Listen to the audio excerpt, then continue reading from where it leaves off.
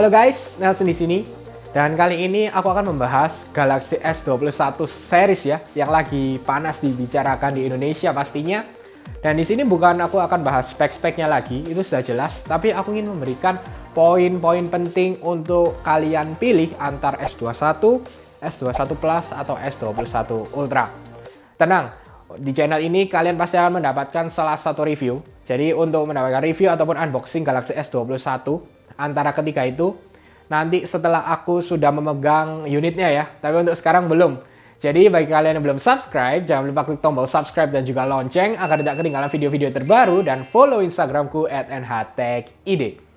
Baik, jadi sebenarnya aku sebelumnya sudah pegang S20 Ultra, lalu dengan Galaxy Note 20 Ultra sudah aku review juga. Bagi kalian yang mau ngecek bisa langsung ke channelku dan mengecek lah untuk review kedua handphone tersebut. Dan yang aku ingin garis bawahi adalah untuk tahun lalu S20 Ultra ini memang paling besar, tapi untuk kualitasnya sebenarnya tidak jauh berbeda antara S20 Plus. Untuk masalah display sebenarnya di tahun lalu pertama kalinya 120 Hz di Samsung itu memang dikunci di Full HD Plus atau 1080p, tapi bisa juga kalian ke 60 Hz dengan WQHD Plus. Itu semua S20, S20 Plus, S20 Ultra. Di S21 series ini tidak memungkinkan, karena untuk S21 dan S21 Plus dikunci di Full HD Plus atau 1080p dengan 120 Hz screen pastinya. Untuk yang Galaxy S21 Ultra barulah ada WQHD Plus dan bisa 120 Hz. Sedikit perbedaan lagi yang ada di Galaxy S21 Ultra dengan S21 dan S21 Plus untuk masalah layar adalah LTPO-nya. LTPO ini bisa merubah frame rate sesuai dengan apa yang kalian lihat atau kalian gunakan di layar tersebut. Dan sebelumnya dengan Note 20 itu juga sudah mulai pakai yang Note 20 Ultra dengan LTPO, tapi ini lebih baik juga. Nah, karena 10 Hz ini paling bawah di Galaxy S21 Ultra, otomatis kalau misalnya kalian nyalakan always on display-nya, ini 10 Hz, padahal sebenarnya kita kan lebih butuh 1 Hz aja ya, karena misalnya kita hanya ngecek, contoh misalnya jamnya berubah, atau misalnya ada detiknya berubah di jam saat always on display, sebenarnya lebih bagus di 1 Hz. Tapi ya ini at least lebih baik lah 10 Hz, dibandingkan kalau misalnya terpatok di 60 atau 120 Hz terus, pasti baterainya akan lebih boros.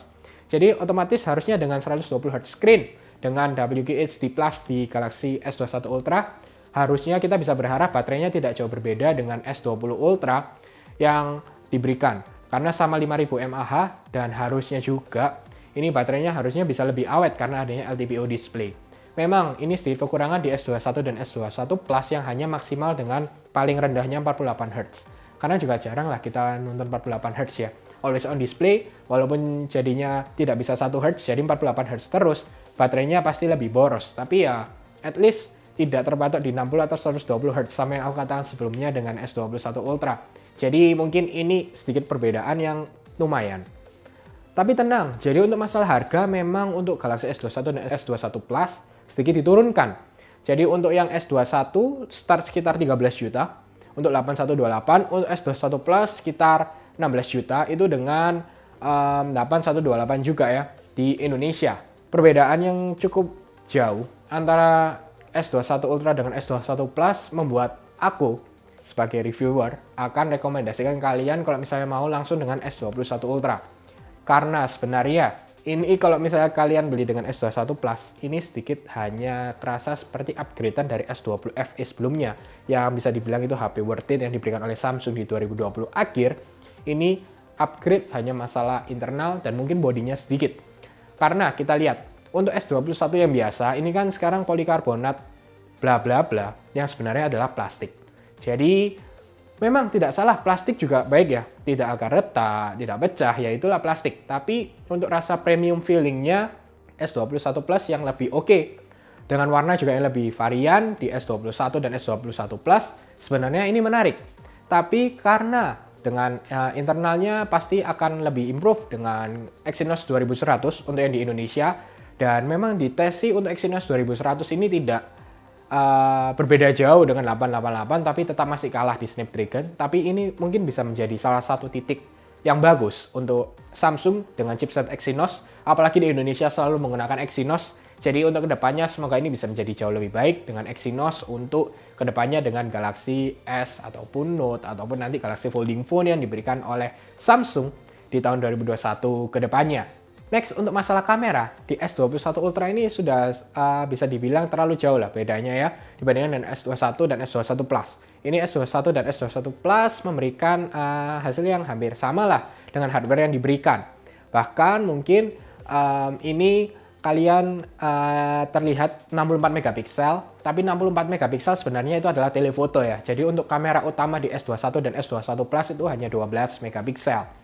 Lain dengan S21 Ultra dengan 4 kamera.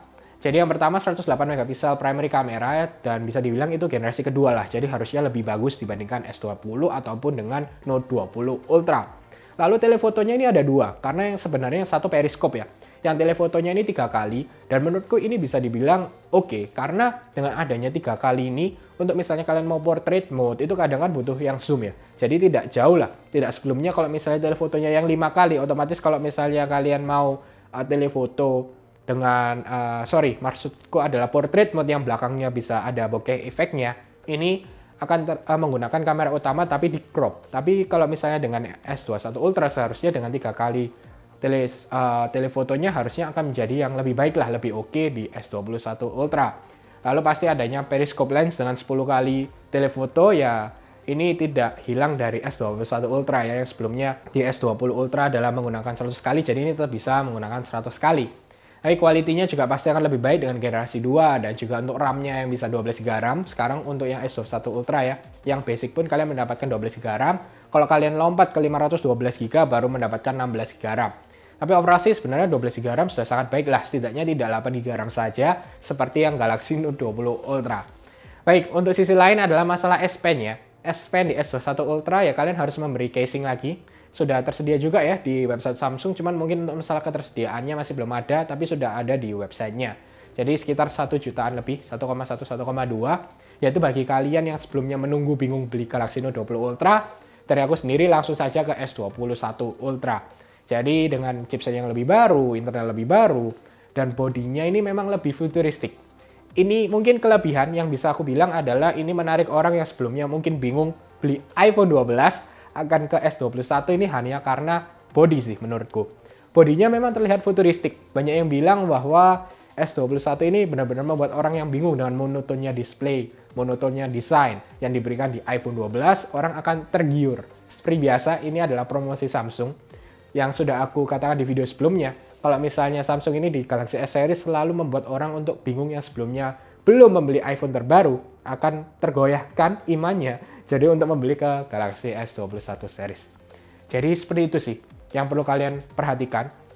Jadi untuk S21 kalau kalian mau plastik tidak masalah, ya sudah, dengan internal lebih bagus. Tapi memang dengan display yang diberikan, aku rasa sih kalau misalnya mau sekalian langsung saja ke S21 Ultra. Ini sebenarnya agak membingungkan juga karena adanya S20 FE yang keluar di akhir tahun 2020 ya. Jadi kita merasa hanya upgradean dari S20 FE sih sebenarnya. Jadi ya harusnya kemungkinan besar sih kalau aku lihat ya tidak ada S21 FE di tahun 2021. Dan kemungkinan juga benar Galaxy Note sepertinya tidak akan hadir lagi dan langsung digantikan Z Fold yang mungkin bisa menggunakan S Pen yang sudah diperkenalkan di Galaxy S21 Ultra ini. Jadi ya seperti itu garis besarnya, dan tunggu ya di video-video selanjutnya kalau misalnya aku sudah megang Galaxy S21, entah itu 21, 21 Plus, 21 Ultra, pasti aku akan berikan di channel ini. Jadi jangan lupa untuk subscribe dan ikuti terus video di NHTech ID. Oke, semoga kalian suka dengan video ini. Jangan lupa untuk share, like, subscribe, dan sampai ketemu di video selanjutnya.